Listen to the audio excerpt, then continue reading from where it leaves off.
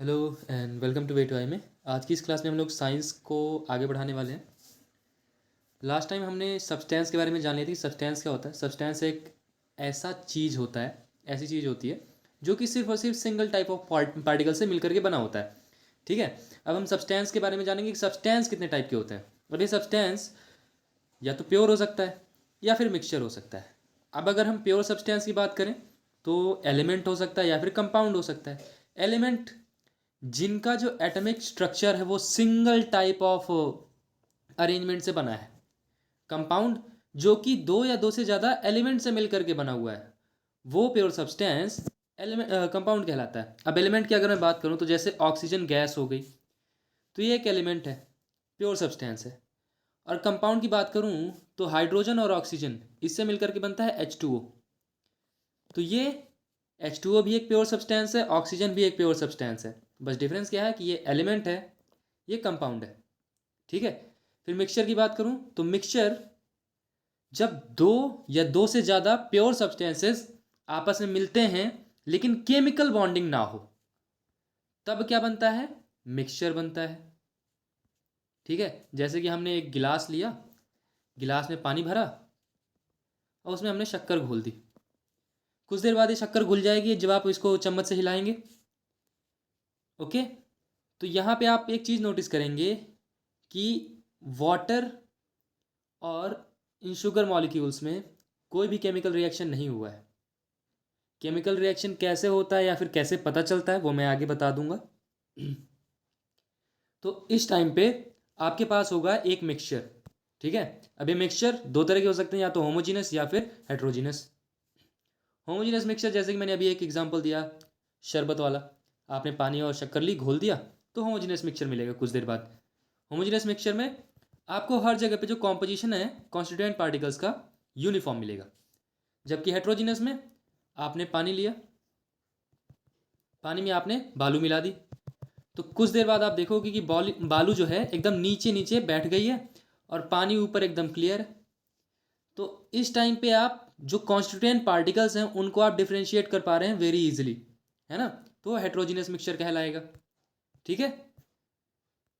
तो अब हाँ, कंपाउंड्स और मिक्सचर में एक डिफरेंस याद रखना कि कंपाउंड्स में जो दो पार्टिकल्स हैं ना, जो दो कॉन्स्टिट्यूएंट पार्टिकल्स हैं, वो दोनों केमिकली बॉन्डेड होते हैं। केमिकली बॉन्डेड होते हैं। जबकि मिक्सचर में केमिकली बॉन्डेड नहीं होते हैं। जैसे कि हाइड्रोजन और ऑक्सीजन मिलकर के H2O बनाते हैं, H2O बनाते हैं, तो हाइड्रोजन एटम और ऑक्सीजन एटम के बीच में केमिकल बॉन्ड आ जाता है। जबकि जब आपने H2O लिया और शक्कर ली, ठीक है, तो उनके बीच में कोई केमिकल रिएक्शन नहीं होती है। वो बस आपस में, मैंने बताया था ना कि दो जो एटम्स होते हैं, तो जो मॉलिक्यूल्स हैं इनके बीच में स्पेस होता है। तो उन स्पेस के बीच में, जैसे ये वाटर के मॉलिक्यूल्स हैं, इनके बीच में शुगर के मॉलिक्यूल्स बैठ जाएंगे, तो बस एक फिजिकल रिएक्शन है। ठीक है। केमिकल रिएक्शन नहीं है। सॉल्यूशन क्या होता है? Solution is a homogeneous mixture of two और मोर सब्सटेंसेस। अब एग्जांपल में लेमनेड या सोडा वाटर या शरबत की जैसे हमने बात करी थी। आमतौर पे जब हम सॉल्यूशन सुनते हैं तो हमारे दिमाग में सिर्फ लिक्विड्स आते हैं, जबकि ऐसा नहीं है। जो सॉल्यूशन है लिक्विड भी हो सकता है, गैसियस फॉर्म में भी हो सकता है, या फिर सॉलिड फॉर्म में भी हो सकता है। तो जैसे कि आपने लेमनेड बनाया या फिर शरबत बनाया, वो लिक्विड इन लिक्विड सॉल्यूशन है। जबकि अगर आप गैस डिजॉल्व कर देते हैं लिक्विड में, गैस डिजॉल्व कर देते हैं लिक्विड में, तब भी वो एक सॉल्यूशन ही है। जैसे कि आपने रिवर में, आपको पता होगा कि रिवर में ऑक्सीजन और कार्बन डाइऑक्साइड गैसेस घुली हुई होती हैं, डिजॉल्व होती हैं, तो ये भी क्या है? एक सॉल्यूशन ही है। ओके। अब एक सॉल्यूशन जो होता है एक होमोजेनियस मिक्सचर है, कंपाउंड नहीं है। होमोजेनियस मिक्सचर यानी कि वो केमिकली रिएक्ट नहीं करते हैं। ठीक है। अब गैसियस फॉर्म में अगर मैं बात करूं तो एयर, एयर में हाइड्रोजन भी है, ऑक्सीजन भी है, नाइट्रोजन भी है, कार्बन डाइऑक्साइड भी है, ये सब की सब है, लेकिन आपस में केमिकली रिएक्ट नहीं करती हैं। केमिकली बॉन्डिंग नहीं है इनमें। That is why they are homogeneous mixture, not a compound. ठीक है। अब सॉलिड में अलॉयज की बात कर लो। आपने दो सॉलिड लिए, इनको मिक्स कर दिया गर्म करके, ठीक है, वो मिल गए, फिर हमारा एक जो नया यहाँ पे तैयार हुआ सॉलिड, वो हमारा एक सॉल्यूशन कहलाएगा। ठीक है, बस सॉल्यूशन के लिए आपको ध्यान क्या रखना है कि वो एक होमोजेनियस मिक्सचर होना चाहिए। होमोजेनियस मिक्सचर होने का मतलब कि उसमें जो कॉन्स्टिट्यूएंट पार्टिकल्स हैं वो यूनिफॉर्मली डिस्ट्रीब्यूट होने चाहिए। This shows that the particles of the sugar और सॉल्ट, जैसे कि हमने लेमनेड बनाया था, तो उसमें इवनली डिस्ट्रीब्यूटेड होते हैं सॉल्यूशन में, और ये हर एक सॉल्यूशन में ट्रू होती है ये वाली बात। अलॉयज़ की बात करें तो अलॉयज़ दो मेटल आपने ले लिए, या फिर आपने एक मेटल और एक नॉन मेटल ले लिया, तो इनसे जो आपको चीज़ मिलेगी वो मिलेगा आपको एक अलॉय। अलॉयज़ हमारी लाइफ में बहुत सारे हैं और बहुत यूज़फुल हैं। स्टील की बात कर लो, ठीक है, ब्रास की बात कर लो, ये सब के सब क्या हैं, अलॉयज़ ही तो हैं। ये देखो मैंने पिक्चर भी लगा रखी पीतल की, है ना। तो जैसे कि आपने दो या दो से ज़्यादा मेटल्स लिए, या फिर मेटल और नॉन मेटल लिए, तो इनको आपने मिक्स कर दिया तो मिलेगा आपको अलॉय।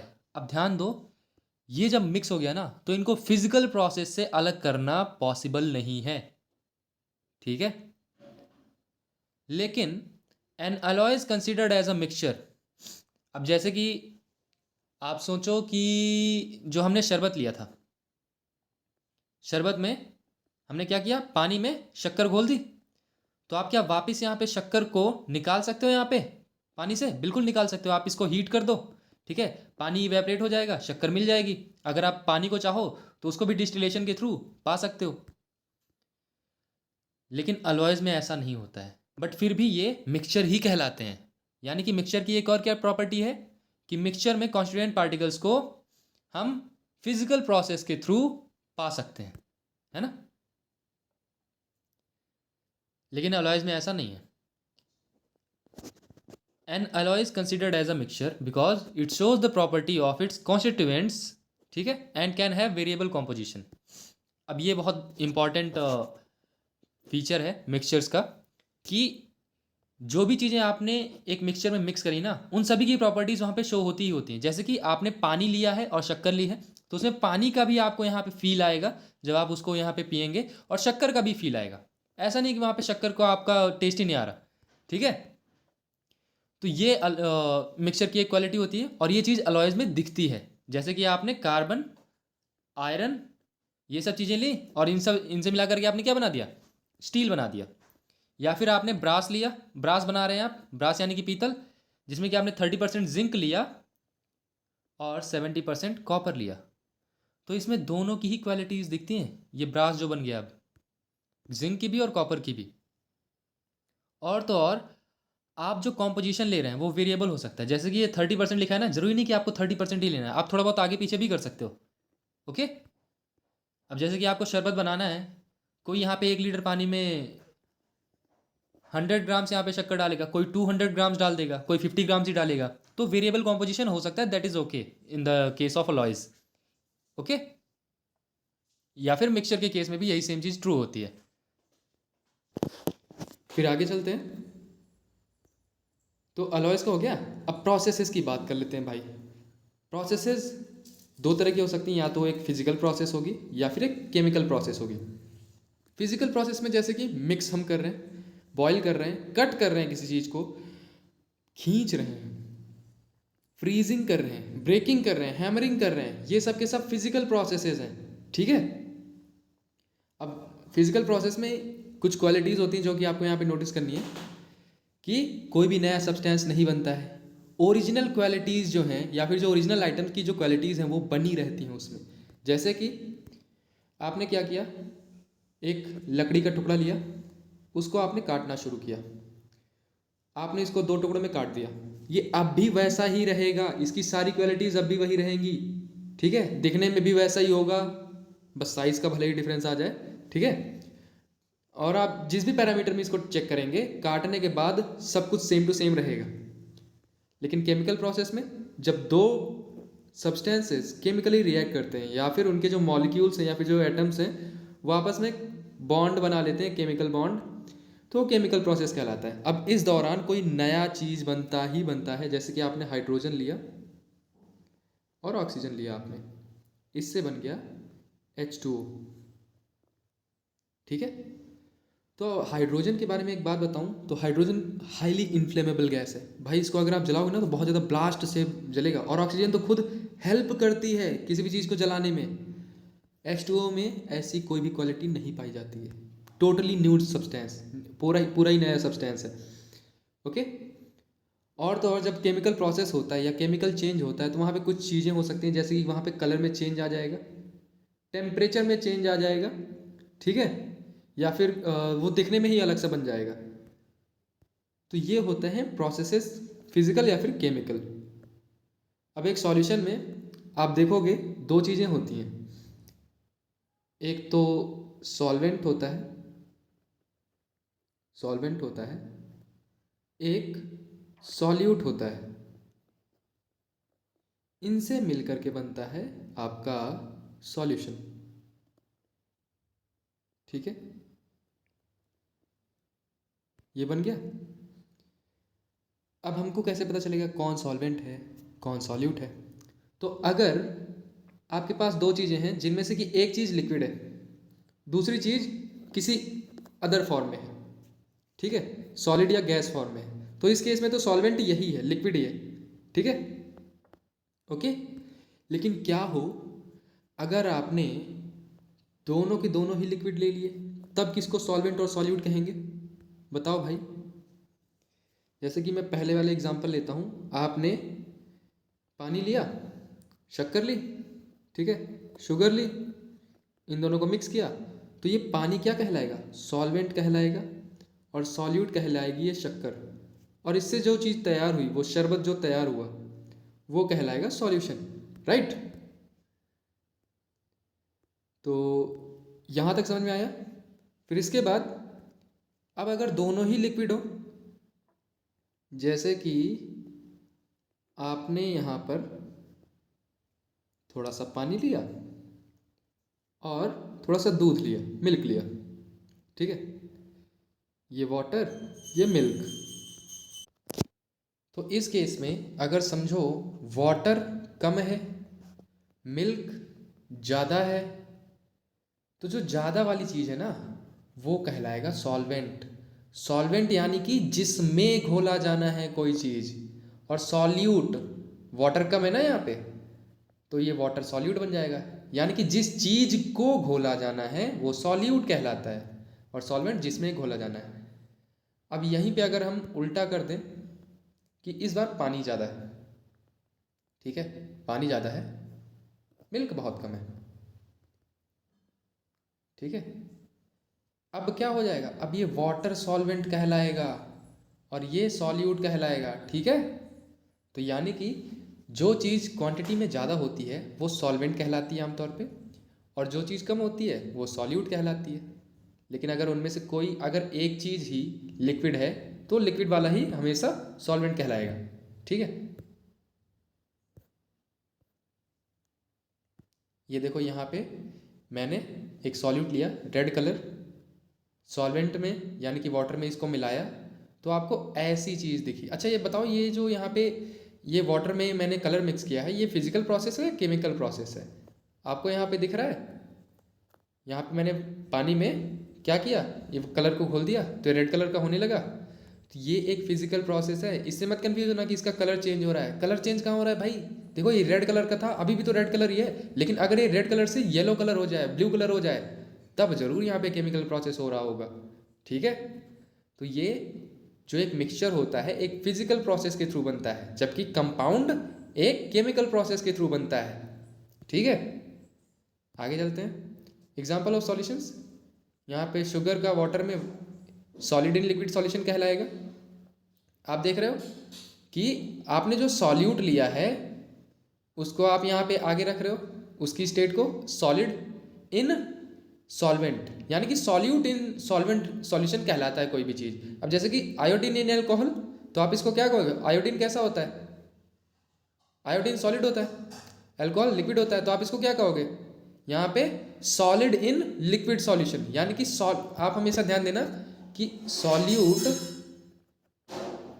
इन सॉल्यूशन करोगे आप हमेशा, सॉरी सॉल्यूट इन सॉल्वेंट करोगे हमेशा, तो सॉल्यूट जिस स्टेट में है वहां उसका नाम और सॉल्वेंट जिस स्टेट में है उसका नाम। ओके, अब टिंचर आयोडीन, इस बारे में याद रखना कि टिंचर ऑफ आयोडीन किसको कहते हैं, जब आपने अल्कोहल में आयोडीन को मिला दिया तो ये कहलाता है टिंचर ऑफ आयोडीन। ये चीज़ याद रख लेना, ठीक है।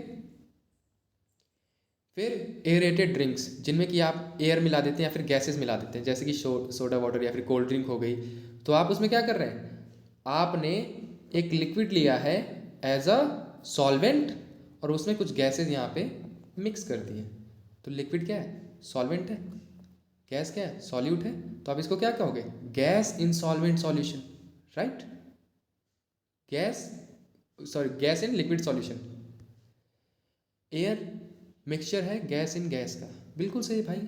आपने बहुत सारी नाइट्रोजन ली 78%, उसमें थोड़ी सी ऑक्सीजन मिला दी 21%, तो देखो आपने गैस को एज अ सॉल्वेंट लिया है और गैस को ही सॉल्यूट की तरह लिया है, तो ये क्या कहलाएगा, गैस इन गैस सॉल्यूशन कहलाएगा भाई, बिल्कुल सही बात है। क्या हो गया इसमें, है ना। अब प्रॉपर्टीज समझ लो एक सॉल्यूशन की। सॉल्यूशन एक होमोजेनस मिक्सचर होता है। होमोजेनस मिक्सचर यानी कि आप किसी भी पार्ट से उस मिक्सचर को उठा लो या सॉल्यूशन को उठा लो, वो उसका कॉम्पोजिशन किसी दूसरे पार्ट से उठाए गए मिक्सचर के कॉम्पोजिशन से एग्जैक्टली सेम होगा। एग्जाम्पल के लिए मैं एयर का एग्जाम्पल लेता हूँ, ठीक है। आप मेरे घर की एयर ले लो, उसमें 78% आपको नाइट्रोजन मिलेगी, 21% ऑक्सीजन मिलेगी। मैं यहाँ से लद्दाख चला जाऊँ तब भी सेम कॉम्पोजिशन रहेगा, 78% नाइट्रोजन और 21% ऑक्सीजन रहेगी, ठीक है, ओके। तो ये जो कॉम्पोजिशन है वो एग्जैक्टली सेम रहता है सॉल्यूशन में, तो इसकी वजह से आप क्या कहोगे कि सॉल्यूशन एक होमोजेनस मिक्सचर होता है। और आप कहीं का भी ले लो एयर, आप चाहे ऊपर की ले लो चाहे नीचे की ले लो, वो एग्जैक्टली सिमिलर होती है, होमोजेनस मिक्सचर है, उसके जो कॉन्स्टिट्यूएंट पार्टिकल्स हैं बराबर बराबर यूनिफॉर्मली मिक्सड होते हैं। The particles of a solution are smaller than 1 nanometer. 1 nanometer का मतलब है 10⁻⁹ मीटर, 10⁻⁹ मीटर्स। इसको अगर आपको एग्जैक्टली यहाँ पे समझना है तो आप इसको 1 मीटर लेंथ को 10⁹ इतने टुकड़े कर दीजिए, कितने बनेंगे, 1 2 3 4 5 6 7 8 9, इतने टुकड़े कर दीजिए, 1 2 सैकड़ा हज़ार 10,000 लाख 10 लाख करोड़ 10 करोड़ 1 अरब, देखा 1 अरब टुकड़े कर दूँ, उनमें से एक टुकड़ा ले लो, इतना छोटा होता है इसका एक पार्टिकल। तो इनको हम भाई नेकेड आई से देख ही नहीं सकते हैं, okay, because of very small particle size they do not scatter a beam of light. अब भाई ये इतने छोटे हैं, इतने छोटे हैं, इनके जो पार्टिकल्स हैं इतने छोटे छोटे कि अगर मैं यहाँ से एक लेज़र लाइट डालूँ तो भाई वो उसका रास्ता बदलेंगे ही नहीं, वो जिस रास्ते से जा रही थी लाइट उसी रास्ते से निकल जाएगी, है ना। एग्जाम्पल के लिए यहाँ पे देखो मैंने एक पिक्चर लगाई हुई है, ये देखो मैंने यहाँ से लाइट डाली, ये जिस रास्ते से जा रही है उसी रास्ते से बिना किसी प्रॉब्लम के निकल गई। ये होता है सॉल्यूशन के केस में। अब आप जैसे एयर में आप सिर्फ और सिर्फ एक ही सॉल्यूशन की बात करूँ, आपने 2 सॉल्यूशन के थ्रू अगर आप गुजारोगे तब जरूर वहाँ पे लाइट वहाँ पे चेंज हो जाएगी, अपना पाथ चेंज कर लेगी, देखो उसी रास्ते से निकल गई। ऐसा क्यों, क्योंकि उसके पार्टिकल्स ही बहुत छोटे छोटे थे भाई। The solute particles can not be separated from the mixture by process of filtration. हाँ देखो फिजिकल प्रोसेस से वहाँ पे उनको अलग किया जा सकता है, लेकिन फिल्ट्रेशन से आप उसको निकाल लें ऐसा पॉसिबल नहीं है। आपने शरबत बना लिया शक्कर और पानी का, अब आप उससे भला छान करके वहाँ पे निकाल लो शक्कर, निकलेगी ही नहीं भाई, पॉसिबल ही नहीं है, ओके। और एक और बात कि जो सॉल्यूट पार्टिकल्स हैं, जैसे कि आपने यहाँ पे पानी में शक्कर घोली थी, है ना, तो इसमें जो शक्कर के पार्टिकल्स हैं ये ना कभी भी सेटल डाउन नहीं होते नीचे, ये घूमते रहते हैं पूरे पूरे सॉल्यूशन में, ठीक है। लेकिन अगर आप इसी पानी में आप सैंड मिला दो, बालू मिला दो, तो ये एक बार यहाँ पे सेटल हो जाएंगे नीचे। यानी कि ये शुरुआत में कैसे थे, शुरुआत में किसी और पोजीशन में थे, कुछ देर बाद किसी और पोजीशन में है, और ये अब उसी पोजीशन में बने हुए हैं। यानी कि इनकी जो पोजीशन चेंज हो रही है। यानी कि शुरुआत में कैसे थे, अनस्टेबल थे, अनस्टेबल थे ना। और होमोजेनस मिक्सचर के केस में या फिर सॉल्यूशन के केस में ये सॉल्यूशंस कैसे होते हैं, स्टेबल होते हैं। यानी कि शुरुआत में भी ऊपर टहल रहे थे या फिर हर जगह टहल रहे थे, और अंत में भी हर जगह टहल रहे हैं। ठीक है। The solid particles do not settle down when left undisturbed, कि अगर आप उनको छोड़ भी दें तब भी वो सॉलिड पार्टिकल्स सेटल डाउन नहीं होते हैं। तो इससे क्या पता चलता है कि सॉल्यूशन एक स्टेबल मिक्सचर होता है। ओके। कॉन्सेंट्रेशन ऑफ सॉल्यूशन, अब किसी भी सॉल्यूशन का ना कॉन्सेंट्रेशन अलग अलग हो सकता है। जैसे कि मैंने पहले बताया था कि जो कॉम्पोजिशन है, कॉम्पोजिशन अलग अलग हो सकता है। एग्जाम्पल के लिए आप एक हलवाई को ले लो जो कढ़ाई में चाशनी तैयार कर रहा है, और आप अपने लिए शरबत तैयार कर रहे हैं। उसने भी पानी और शक्कर ही लिया है। ठीक है, आपने भी पानी और शक्कर ही लिया है। आपने पर लीटर हो सकता है कि आपने सिर्फ और सिर्फ 50 ग्राम शुगर ली हो, और उसने पर लीटर यहाँ पे 400 ग्राम शक्कर ले ली है। ठीक है। अब इसके कुछ देर बाद वो क्या होगा, उसकी जो चाशनी है बहुत ज़्यादा गाढ़ी बन जाएगी, गाढ़ी या फिर कॉन्सेंट्रेटेड बन जाएगी। जो हलवाई की चाशनी है बहुत ज़्यादा गाढ़ी बन जाएगी, जबकि आपका जो सॉल्यूशन है वो बहुत ही पतला रहेगा, या फिर जो शरबत है बहुत ही पतला रहेगा, या फिर डाइल्यूट रहेगा। ऐसा क्यों हुआ, क्योंकि आपने जो सॉल्यूट का अमाउंट है या फिर जो सॉल्यूट का जो प्रोपोर्शन है अपने सॉल्यूशन में वो कम लिया था, तभी आपका सॉल्यूशन यहाँ पे डाइल्यूट बना है। और जो हलवाई साहब हैं उन्होंने सॉल्यूट का जो प्रोपोर्शन है बहुत ज़्यादा ले लिया था, उसकी वजह से बहुत ज़्यादा कॉन्सेंट्रेटेड हो गया था उनका सॉल्यूशन, है ना। Depending upon the amount of solute present in the solution it can be called a dilute, concentrated या सैचुरेटेड सॉल्यूशन। डाइल्यूट क्या होता है, जिसमें कि सॉल्यूट का अमाउंट बहुत ही कम हो, जैसे कि आपने शरबत बनाया था। जो कॉन्सेंट्रेटेड क्या होता है, जो हलवाई साहब ने क्या किया था, उसमें शक्कर मिलाते रहे और वो एकदम गाढ़ा हो गया। सैचुरेटेड क्या होता है, सैचुरेटेड मतलब कि एक टाइम ऐसा आएगा, आप यहाँ पे शक्कर घोलते जा रहे हैं, ठीक है, इसको घोलते जा रहे हैं शक्कर को पानी में। आपने 50 ग्राम घोली, 80 ग्राम घोली, 100 ग्राम घोली, 150 ग्राम घोली। एक टाइम ऐसा आएगा, सपोज करो कि आपने 500 ग्राम तक घोल दी 1 लीटर पानी में। एक टाइम के बाद वो घुलना ही बंद हो जाएगी शक्कर, यानी कि वो क्या हो चुका है, अब ये सॉल्यूशन सैचुरेट हो चुका है या सैचुरेटेड हो चुका है। अब उसकी क्षमता नहीं है सेम टेम्परेचर पर और भी ज़्यादा सॉल्यूट लेने की।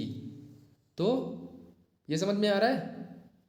इसीलिए तो यहाँ पे हलवाई साहब क्या करते हैं, उसको लगातार गर्म करते रहते हैं। जो कढ़ाई है जो उसमें उन्होंने पानी डाला था, शक्कर डाली थी, और लगातार उसको गर्म करते रहते हैं, ताकि जो यहाँ पे इसका सैचुरेशन पॉइंट है वो और ज़्यादा बढ़ता रहे, और ज़्यादा ये जो वाटर है शुगर को अपने में घोल सके।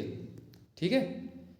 Eight any particular temperature a solution that has dissolve as much solute as it is capable of dissolving is set to be a saturated solution. यानी कि किसी एक पर्टिकुलर टेम्परेचर पर, अब टेम्परेचर बहुत ज़्यादा इंपॉर्टेंट होता है यहाँ पे जब आप उसकी सैचुरेशन की बात करते हो सॉल्यूशन की। ठीक है। तो किसी एक पर्टिकुलर टेम्परेचर पर आप एक सॉल्यूशन में सॉल्यूट को डालते जा रहे हैं, और एक टाइम बाद उसकी कैपेबिलिटी खत्म हो जाती है उस सॉल्यूट को डिसॉल्व करने की। तो क्या कहलाता है कि ये सॉल्यूशन कैसा हो गया, सैचुरेटेड हो चुका है। Amount of solute present in the saturated solution at this temperature is called its solubility. तो सॉल्युबिलिटी क्या होता है, the amount of the solute present in the saturated solution at this temperature is called its solubility. ठीक है, कि इस temperature पर मान लो 20 डिग्री सेल्सियस है, 20 डिग्री सेल्सियस पर आप वाटर में शुगर को घोलते जा रहे हैं, फिर जितना अमाउंट ऑफ शुगर, ठीक है, यूनिट सॉल्यूशन में, यूनिट यानी कि मान लेते हैं 1 लीटर, ठीक है, 1 लीटर ऑफ सॉल्यूशन में जितना भी सॉल्यूट आप घोल सकते हैं वो उसकी सॉल्युबिलिटी कहलाएगी। हो सकता है कि आप यहाँ पे 200 ग्राम में ही आपका सॉल्यूशन सैचुरेट हो जाए। 200 ग्राम आपने शक्कर डाली 800 ग्राम पानी में, तो ये 1 लीटर का सॉल्यूशन बन गया, वो 1 kg का सॉल्यूशन बन गया, है ना, 1 kg का सॉल्यूशन बन गया। तो ये जो 200 ग्राम शक्कर आपने घोली, सॉल्यूट घोला, ये इसकी सॉल्युबिलिटी कहलाएगी, ठीक है। और अगर if the amount of solute contained in a solution is less than the saturation level, it is called an unsaturated level solution, कि अभी वो और ज़्यादा अगर घोल ले, जो सॉल्यूशन है उसमें सॉल्यूट और ज़्यादा घुल जाए, तो वो कैसा कहलाएगा, अनसैचुरेटेड सॉल्यूशन कहलाएगा, ठीक है। अब different substances in a given solvent have different solubilities at the same temperature.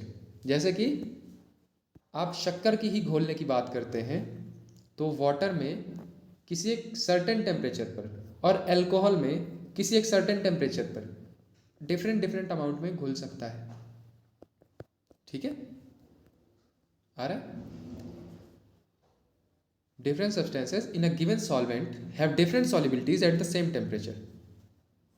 या फिर इसी का उल्टा मैं कह दूं कि आपने वाटर ही लिया है 2 जगहों पर, और आपने यहाँ पे एक जगह पर शक्कर डाली, एक जगह पर नमक डाला है, ठीक है, नमक डाला है, तो यहाँ पे सॉल्वेंट सेम है, सॉल्यूट डिफरेंट है, टेम्परेचर भी सेम है, ठीक है, टेम्परेचर भी सेम है दोनों के लिए, लेकिन सॉल्युबिलिटी दोनों की ही अलग अलग है, ठीक। The concentration of a solution is the amount of solute present in a given amount, mass के अकॉर्डिंग या फिर वॉल्यूम के अकॉर्डिंग सॉल्यूशन में, ठीक है, और the amount of solute dissolved in a given mass और वॉल्यूम ऑफ सॉल्वेंट कॉन्सेंट्रेशन। खैर इसको तो छोड़ते हैं, बहुत ज़्यादा बोरिंग सी डेफिनेशन है। ये समझ लो कि जो कॉन्सेंट्रेशन ऑफ सॉल्यूशन निकालने के तरीके हैं वो आपको 2 तरीके सीखने हैं, ठीक है। एक तो मास बाई मास परसेंटेज का सॉल्यूशन, कोई भी तरीका हो, आपको इसमें नीचे सॉल्यूशन रखना है, सॉल्यूशन का अमाउंट, ठीक है, ओके, और ऊपर रखना है सॉल्यूट। ध्यान दो, सॉल्यूशन रखना है नीचे, सॉल्वेंट मत रख देना। जैसे मैंने बोला 200 ग्राम शक्कर और 800 ग्राम वाटर, तो सॉल्यूशन कितना बना, 1 kg बना, और सॉल्यूट कितना बना, 200 ग्राम्स बना। इसको 1000 ग्राम्स में चेंज करेंगे क्योंकि कोई भी चीज़ें सेम यूनिट होने पर ही कैलकुलेट होती हैं। तो ये 1/5 आ गया या फिर 0.2 आ गया, ये इसकी सॉल्युबिलिटी हो गई, ओके, सॉरी कॉन्सेंट्रेशन हो गया। 0.2 इंटू 100 करेंगे बाद में, तो क्या आ जाएगा, इसका आ जाएगा कॉन्सेंट्रेशन ऑफ सॉल्यूशन। तो ये देखो, मास बाय मास परसेंटेज में आप क्या करते हो, मास ऑफ सॉल्यूट लेते हो, मास ऑफ सॉल्यूशन लेते हो। और अगर आपको मास बाय वॉल्यूम परसेंटेज निकालना हो सॉल्यूशन का, तो ऊपर सॉल्यूट का मास लेते हो, सॉल्यूशन का वॉल्यूम लेते हो, ठीक है। ये डिफरेंस है इनमें। आज की इस क्लास में इतना ही, बाकी कल मिलते हैं। जय हिंद, बाय बाय।